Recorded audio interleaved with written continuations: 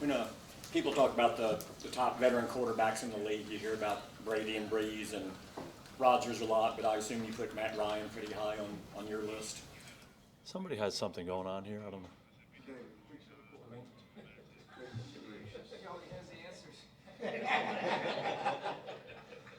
I didn't mean to not. There you go. There you go. Okay.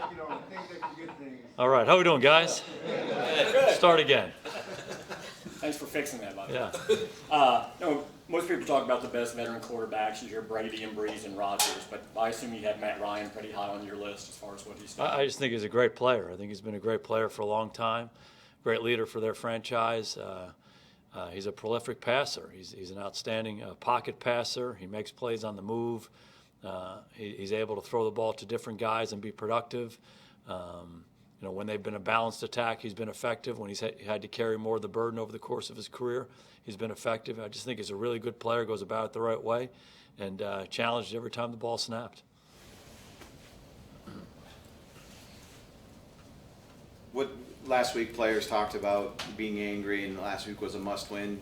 Have you seen the same kind of mindset of them yesterday in practice, today, early through this? Yeah, the most important thing is for us to be focused on what we need to do each day in our preparation leading up to the ball game, and that doesn't change week to week.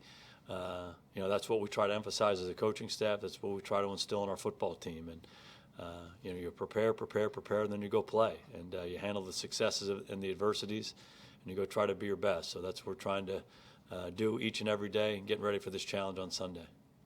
Elliott was saying yesterday when asked about missing the game last year and now a chance to play in this one, he said, that's not the motivation. The motivation is we're 4-5.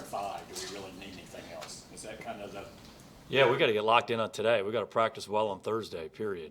And that's what we try to instill in our football team, that kind of focus, that kind of intensity in our preparation, and then go play for 3 hours on Sunday. So we have a clear understanding that we got to stay locked in on the moment. That's when we always play our best. Tyron sat out yesterday. Is that something from the game or more a maintenance situation? He had spasms waking up yesterday and couldn't go. Initially, we obviously had planned to have him practice until this came up. So it seems like he's moving around better today, and hopefully he can do something. That was a recurring thing for him last year, and he had some problems in 16 too. How has that been for him overall this year, just dealing with that? Doesn't seem like it's been an issue, to be honest with you, and that was surprising that happened yesterday. But sometimes those things creep up. Give the other guys an opportunity to get some reps in practice, and again, hopefully he can do something today. You see any major difference from when Colombo and Hutt took over on the line to what you had before? Don't really want to compare. We felt like that was the right thing for our team at the time. I think everybody's responded well. The coaches and players have responded well to the move, and we got to get locked in on today and practicing well and getting ready for this challenge. How would you rate Leighton's commitment to preparation, and do you have a good example that you've seen from him on that? Oh, I think he's very committed. That's one of the things that we loved about him coming out, beyond his athletic ability and his production in college, was just his approach, how much he loves football, how much he's willing to work at it, prepare physically, mentally, and emotionally. And he's demonstrated that really from day one. And, he's lucky to have a guy like Sean Lee in that room with him. Sean's one of the great, most dedicated players I've ever been around. And so to see that example really each and every day in your room, up close, seeing how a guy like that does it, how he approaches it, I think that's been really good for him. I think it's been really good for Jalen as well. What's been the best part of Byron's game? He's just playing the position the right way. We play a lot of single high defense, and he seems to guard his guy both in man and zone. He's got a good feel for how we want to play. Teams have tested him over the course of the year, and he continues to come up, with plays. Makes plays on the ball. He's around the ball. He's in good position, and he's just a good football player.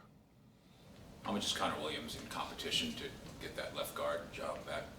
The biggest thing with Connor is just getting himself healthy first. He did do some work yesterday in practice, and hopefully he can continue to do that today. And we'll just see what his health status is as we go. Of the 5 defensive linemen that didn't practice yesterday, do you anticipate guys working today? Hopefully a little bit more.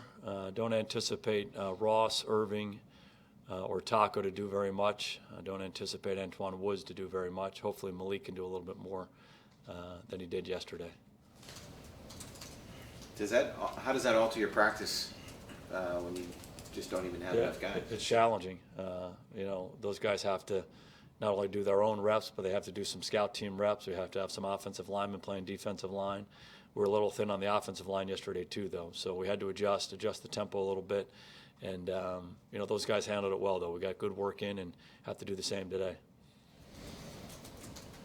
You've had a pretty significant makeover at receiver since the end of last season, and even during this season.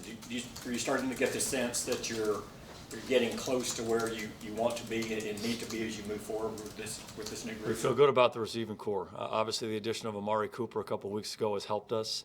Michael Gallup's development over the course of his rookie year has certainly been positive. Bees has been a really good player for us for a while.